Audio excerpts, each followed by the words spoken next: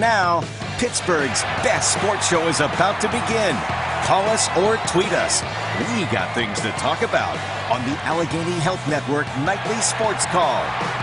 Susan, thanks very much. Good evening, everyone, and welcome to Memorial Day edition of the Allegheny Health Network Nightly Sports Call, where you make the call, 412-575-2600. The Penguins right now trying to protect a 3-1 lead. We'll talk about that as we go along. They got 3 quick goals after a critical review challenge by Mike Sullivan, and the Penguins worked.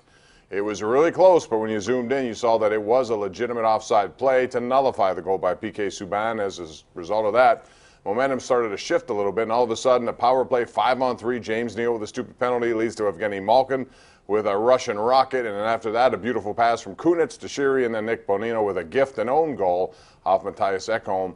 And boom, just like that, it is 3-0. Second period, all Nashville. They outshot them 9-zip. They got the only goal. Penguins had no shots for the first time in their history in a playoff game. And right now, they've reversed a little bit in the third. Paul Zeise of the Post-Gazette, 937 The Fan is here. So now Nashville's gone through the first 5 minutes.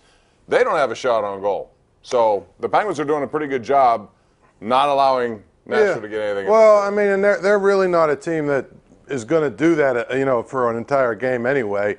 I think the thing about it is, I know that people here loved the challenge and the overturned call, but I don't think that's what replay should be for. I'm sorry. I just don't like that at all, where you have a challenge like that and then you've got to zoom in and all that other stuff to try and figure it out. To me, I don't like that at all. I think it's part of it. You're taking a little too much of the spontaneity out of the game, if you ask me. Yeah, and it happened last year also in Game 6, Tampa Bay, and the Penguins called a challenge there, and it was the right call. The point is, it's in the rule book.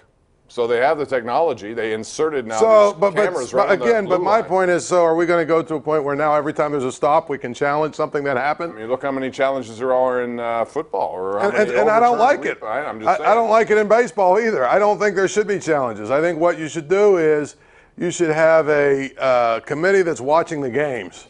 You know what I mean? Yeah. And if something happens, immediately say, okay, that's it. But when there's something that is that, close, where the human eye is not likely to catch it, to me, that's not something that should be challenged. Interesting, a catfish was thrown onto the ice, and ever since then, I don't know, the Penguins have had a shot on goal. That catfish came out of nowhere, and I think they got the perpetrator, didn't they, Paul? I hope so. I mean, how dumb is that? What is? I mean, I read all this stuff about what it's about, but I mean, is that how you start a tradition? How do you get that through security? How do you get a dead catfish through security? That's true, but the other thing is, and I read all about the river in Tennessee where they've got catfish and it's a Southern cuisine, and they thought it would be, their answer to the octopus with Detroit. But to me, come on, come up with something better than catfish, throwing catfish on the ice. All right, as far as what happened earlier today, as this Penguin game continues, and we'll take your calls on it when we come back from the break. But real quick, the Pirates.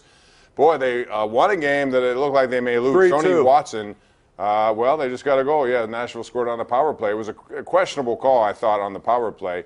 Malkin gets the call, and all of a sudden now it's 3-2, and everything has changed. But anyway, the Pirates in a situation where they blew a lead in top of the ninth. Tony Watson gave up a 2-run home run on a 3-2 pitch to Chris Iannetta, and then in the bottom of the ninth, Andrew McCutcheon with a walk-off. Paul, I'm done now watching Tony Watson. I'd rather him go to the eighth inning and put Felipe Rivero in the ninth. Yeah, I mean, I think the thing about it is it gets to a point where you have to start to wonder if you can't get clean innings out of him, which you never seem to anymore. If you're worried about him losing leads, I think you have to at least have a discussion. Rivero's really good. The only problem that you have, Bob, is if you put him in the eighth inning and he's still not effective, you have the same problem. It just is an inning earlier. I like a lefty with an arm of 100 miles an hour, though. Right. I think he has more of a character to fit in that. I don't think Tony Watson looks. Here's the thing. It would be a much easier discussion if Daniel Hudson was having a good season. Yeah, but he's not. Because then you could put Daniel Hudson in that eighth hole, and then Watson is in a lot lower leverage situations until he figures out what's going on. Colton Sisson's got the goal.